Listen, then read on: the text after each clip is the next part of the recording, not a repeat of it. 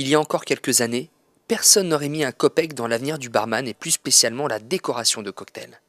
Se lancer dans la réalisation d'un DVD spécial décoration était normalement voué à l'échec, du fait que les consommateurs avaient perdu la foi dans les représentants du savoir-faire noctambule. Le barman avait perdu toute crédibilité, mais aujourd'hui, la tendance est à l'inverse. On assiste à un regain d'intérêt de plus en plus flagrant qui touche toutes les couches de la population. Mais pourquoi ? On a tous en tête l'image du barman gigolo qui lance 2 bouteilles dans les airs, ouvre une canette de bière, le sourire aux lèvres, en énumérant des poèmes pour jeunes pucelles en manque de sensations pures. Ce personnage de fiction a fait du mal au métier. Très très mal. Mais maintenant, ce n'est plus pareil.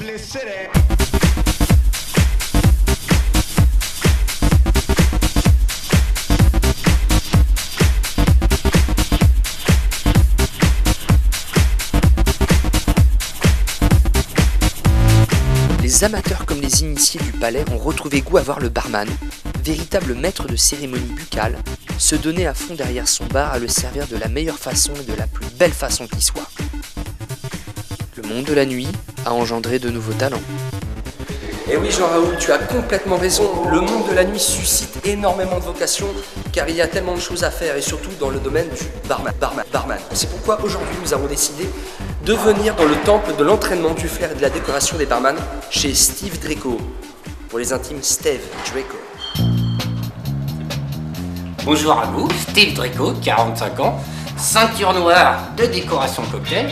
Vous êtes ici, chez moi, l'atelier déco pour les cocktails. Très important pour la décoration cocktail, les ustensiles bien sûr. Nous avons le couteau, pour couper, très important. On oublie souvent l'hygiène, donc pour avoir des ongles nickel. Ensuite, un ouvre-boîte. Pourquoi un ouvre-boîte ? Pour ouvrir les boîtes de conserve. Mes cocktails sont toujours faits à base de légumes pour garder force et vitalité. Ensuite, pourquoi un cure-dent ? Pour le style, tout simplement.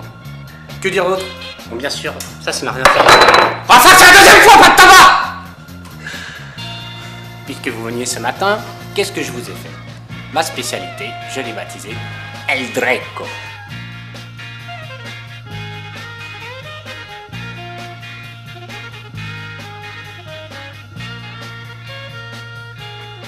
Sa composition très simple.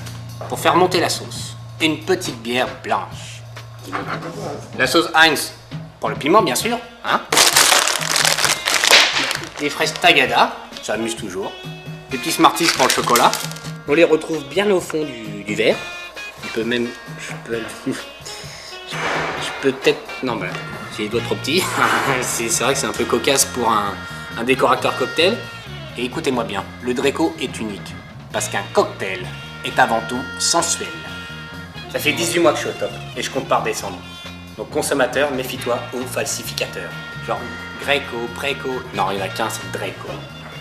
Parce que c'est moi le meilleur.